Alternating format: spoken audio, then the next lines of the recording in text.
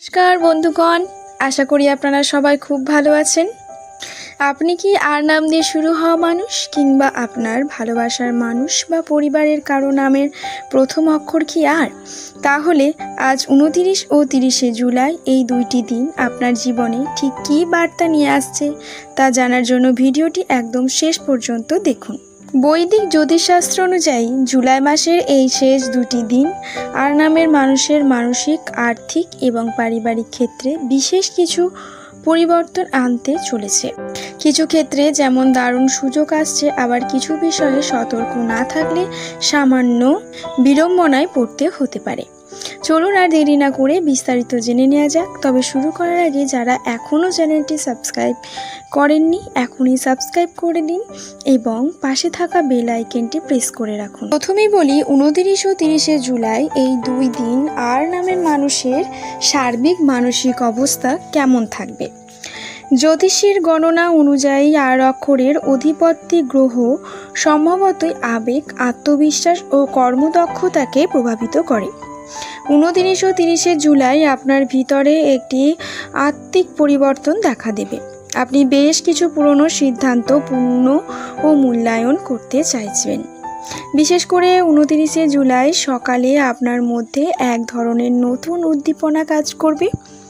দীর্ঘদিনের আটকে থাকা কোনো চিন্তার সহজ সমাধান আপনার মাথায় আসবে। তবে একটা কথা মাথায় রাখবেন, এই দুটি দিন অতিরিক্ত আবেগপ্রবণ হয়ে কোনো বড় সিদ্ধান্ত নেবেন না। মাথা ঠান্ডা রেখে যে কোনো সিদ্ধান্ত নিয়ে ফল আপনার পক্ষেই আসবে। বন্ধুরা, এবার আসি সবচেয়ে গুরুত্বপূর্ণ বিষয়টি হলো কর্মজীবন এবং আর্থিক ভাগ্য। 29শে জুলাই চাকরিজীবীদের জন্য বেশ ইতিবাচক দিন হতে চলেছে। কর্মক্ষেত্রে বস বা ঊর্ধ্বতন কর্মকর্তাদের কাছ থেকে প্রশংসা পেতে পারেন। আপনার দেওয়া কোনো আইডিয়া বা প্রস্তাব গ্রহণ করা হতে পারে। তবে সহকর্মীদের ওপর অন্ধবিশ্বাস এড়িয়ে চলুন। নিজের কাজ নিজের দায়িত্বেই শেষ করুন। 30শে জুলাই ব্যবসায়ী বন্ধুদের জন্য দারুণ একটি দিন হতে পারে। বিশেষ করে যারা নতুন কোনো বিনিয়োগের কথা ভাবছেন বা অনলাইনে ব্যবসা করছেন, তাদের জন্য ছোটোখাটো আর্থিক লাভের সুযোগ আসবে। কোনো পুরনো দেনা বা আটকে থাকা টাকা ফেরত পাওয়ার যোগও দেখা যাচ্ছে। এবং এই দুটি দিনের আপনাদের অপ্রয়োজনীয় কেনাকাটা বা বিলাসিতার পিছনে টাকা খরচ প্রবণতা বাড়তে পারে। তাই আয়ের সাথে সামঞ্জস্য রেখে ব্যয় করার পরামর্শ দেওয়া হচ্ছে। বন্ধুরা, সম্পর্ক ও পারিবারিক জীবন দিক থেকে এই দুইটি দিন আপনাদের কেমন কাটে চলুন দেখে নেওয়া যায়। আর নামের মানুষরা সাধারণত হৃদয়ের দিক থেকে খুব অনুভূতিপ্রবণ হন। 29শে জুলাই সঙ্গীর সাথে ছোটোখাটো ভুল বোঝাবুঝি হতে পারে, বিশেষ করে কথার ভুল ব্যাখ্যার কারণে।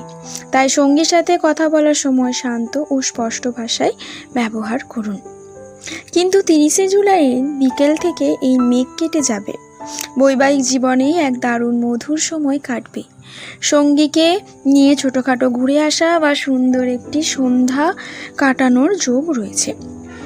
পরিবারের গুরুজনদের স্বার্থ নিয়ে কিছুটা চিন্তা থাকতে পারে, তবে বড় কোনো বিপদের আশঙ্কা নেই।